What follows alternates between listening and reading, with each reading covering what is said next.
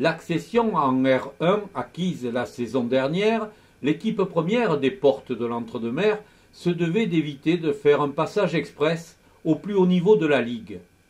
La saison a failli mal tourner en raison de nombreuses blessures qui ont touché plusieurs cadres de l'équipe. Une gestion à minima, avec 9 matchs nuls dans la première partie, a permis de limiter les dégâts. La fin de l'hiver venu, l'effectif retrouvera ses couleurs pour apporter les points nécessaires au maintien. Dans ces conditions, pas grand monde n'imaginait voir Denis Terrien, l'entraîneur à l'origine des montées successives, raccrocher.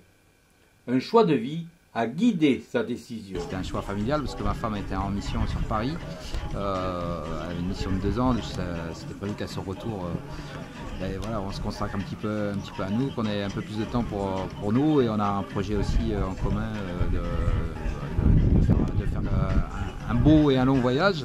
Donc voilà, donc moi je le savais depuis le début de saison que ce serait ma dernière. Après j'ai prévenu le club assez tôt pour voilà, ce que je souhaitais, c'est que ce soit un peu comme ça, que ça se passe bien, qu'on finisse sur un maintien, un bon maintien, et puis qu'on ait le temps surtout de préparer la suite, quoi. Donc je pense que ça a été le cas, et donc je suis très satisfait, même si c'est pas facile d'arrêter, surtout ici, parce que voilà, j'y suis vraiment très bien. Qui dit départ dit aussi arrivée, et le successeur de Denis Terrien n'a rien d'un étranger sur la rive droite, avec en particulier un passage aux Pingouins de Libourne. Laurent Abriba n'arrive pas là par hasard. Parce que c'est un club qui est en pleine expansion. Je connaissais très bien le président Jean-Luc Bessy depuis très longtemps. Et Thierry Deluga qui fait partie du staff, Denis Terrien, puis il y a quelques joueurs que j'ai eu sous ma direction, Arnaud Ours et Gérald de Basto. Et quand Denis Terrien a annoncé qu'il allait arrêter, c'est tout naturellement qu'on est rentré en contact et qu'on peut dire qu'on va travailler ensemble dès la saison prochaine et j'espère pour très longtemps. Un coach prudent mais aussi ambitieux. De stabiliser le club en R1 et puis après voir plus aussi affinité, si on arrive à bien amener ce club sur la R1 et après on s'interdit rien. Le club, avec ses 680 licenciés, s'installe dans le quotidien des habitants du territoire. On dit que Camblin est une terre de foot, parce qu'on joue à Camblin, même si c'est les Portes Entre-deux-Mers, les 11 communes, et on a fait régulièrement contre Arcachon, il y avait 450 personnes. Il y a un engouement ici. On renoue aussi avec le passé de Camblin des années 60, le stade camblanais, avec l'époque aussi de la Traîne dans les années 80 qui était en R2 ou au DHR.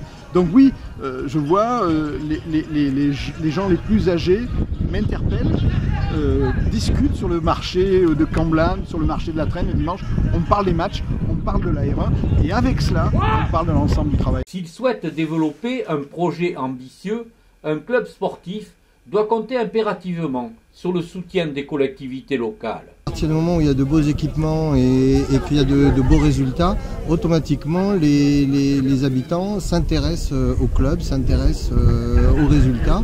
Et donc oui, les Portes de l'Entre-deux-Mers, c'est un club connu dans la commune et dans le territoire. Élu ou pas élu, on continuera à les supporter, bien évidemment, bien sûr. Oui. Issu du regroupement de 11 communes, le club représente une belle opportunité pour renforcer la cohésion de ce nouveau territoire. Ça permet de rassembler tous nos jeunes autour d'un sport qui est quand même un sport très important. Et puis ça permet aussi de réunir toutes les communes autour d'un sport. C'est tout l'intérêt d'un club, d'une association intercommunale, notamment de foot. Tout à l'heure, le maire de Camblin le disait, nous aussi à Quinsac, je suis aussi maire de Quinsac, à Quinsac on avait un club de foot.